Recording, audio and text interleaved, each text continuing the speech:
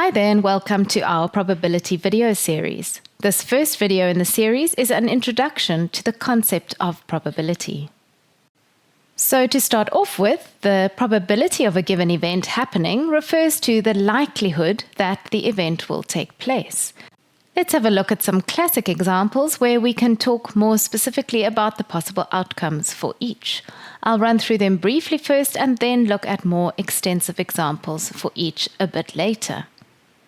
We start with the coin. There are two sides to a coin, most commonly referred to as heads and tails, and so when flipping a coin, there are two possible outcomes. Dice, a standard dice has 6 sides with the numbers 1 to 6 on them.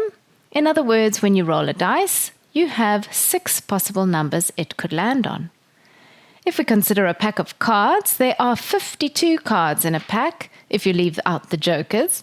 We will look at a pack of cards in more detail a little bit further in the video. What about a spinner? This will depend on the specific spinner. The one we have here has 4 equally possible outcomes illustrated by the 4 colors used. And finally, it is always fun to talk probability with all the different color Smarties. It's probably worth noting that for all these examples, we assume no bias or uneven weighting. Before we get stuck into some examples, let's have a look through how we indicate probability. Probability values range from 0 to 1 or 100%, where the 0 probability of an event occurring means there is no chance of it happening or that the event is impossible, all the way through to the probability of 1 or 100%, which indicates that the event will definitely happen or that the event is certain to occur. We can use any of these 3 options, fractions, decimals, or percentages, to indicate the probability of an event occurring. If we go back to the idea of flipping a coin, you can see that the probability of getting heads, for example, would be a half, or 0.5, or 50%, because when flipping a coin, there is a 1 in 2 likelihood of the outcome being heads, which means there is an even chance of this outcome. Let's have a look now at some probability questions. This first question asks what the probability is of tomorrow being Monday if today is Saturday. This is of course impossible, so we say the probability of tomorrow being Monday is 0. Next, we're asked what is the probability that if today is Saturday, tomorrow is Sunday. This time we say the probability is 1 or 100% because the day after Saturday is definitely Sunday. Let's look now at the probability of getting tails when tossing a coin. There are 2 possible outcomes when tossing a coin, heads or tails, and so here we have a 1 in 2 chance, which means the probability of getting tails is a half or 50%. The next question asks what the probability is of getting 2 tails if you toss 2 coins. In this case, there are 4 possible outcomes. They are 2 heads, heads and tails, or tails and heads, or 2 tails. In other words, there is a 1 in 4 chance of getting 2 tails when tossing 2 coins, which means the probability that you will get 2 tails in this scenario is a quarter, or 25%. Now let's consider a couple of questions regarding the rolling of a dice. What is the probability that you get a 6? Well, there are 6 possible outcomes when rolling a dice, and so the chances are 1 in 6 of rolling a 6, and so the probability is a 6th. What is the probability that you get an even number? Here there are 3 possible outcomes, a 2, a 4, or a 6, which means there is a 3 in 6 chance of rolling an even number, and so we say the probability is 3/6, which simplifies to a half. We could therefore also have said the probability is 50%. The probability that you get a prime number? Well, the prime numbers on a dice are the 2, the 3, and the 5. And so here we also have a 3 in 6 chance, which means the probability is a half or 50%. The next question asks what the probability is of getting a 7. Well, there is no 7 on a dice, and so this is not possible. So the probability is therefore 0. This last question asks what the probability is of not getting a 6. There are 5 numbers other than a 6 on a dice, and so the chances of not getting a 6 is 5 in 6, which means the probability is 5/6. You can see from this example that the higher the probability, the higher the likelihood of the desired outcome. What about a pack of cards? Let's first make sure you're familiar with what is all in a pack of cards. There are 4 suits, 2 red suits, the hearts and diamonds, and 2 black suits, the spades and clubs. Then within each suit there are 13 cards, starting with an ace, then 2, 3, 4, all the way through to 10, and then a jack, a queen, and a king.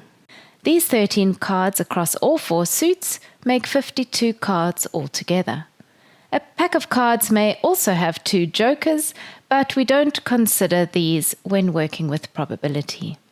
Our first question then, what is the probability of drawing a red card?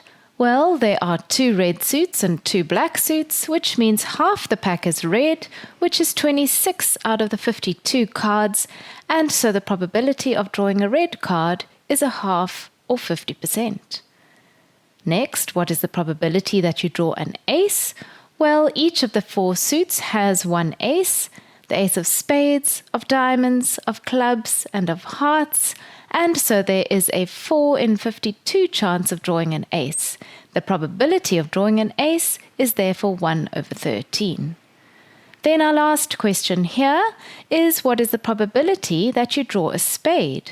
Spades are one of the 4 suits containing 13 cards, ace through to king, or 2 through to ace. The ace can play a low or a high card, by the way.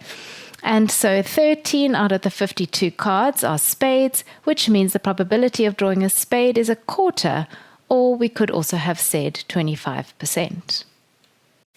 Let's move on to considering the spinner now.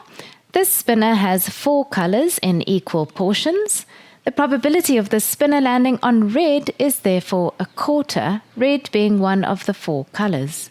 The probability that it doesn't land on red is 3/4, meaning it can land on any of the other 3 colors. And then this final question asks, what is the sum of these 2 probabilities?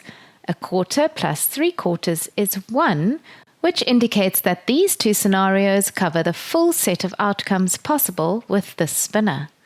We call events that encompass the entire range of possible outcomes in a sample space exhaustive events. And now for the Smarties. Working with the Smarties in the picture here, let's answer the following questions. What is the probability of picking a green Smartie? Well, there are 26 Smarties altogether if we add up all the numbers of the different colors, and 1 green Smartie.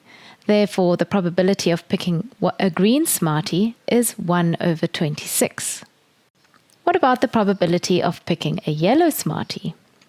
Well, there are 6 yellow Smarties, so a 6 in 26 chance of picking a yellow Smartie, which means the probability of this is simplified to 3/13. The last question is asking us what the probability is of not picking a purple Smartie. First, let's look at how many purple Smarties there are.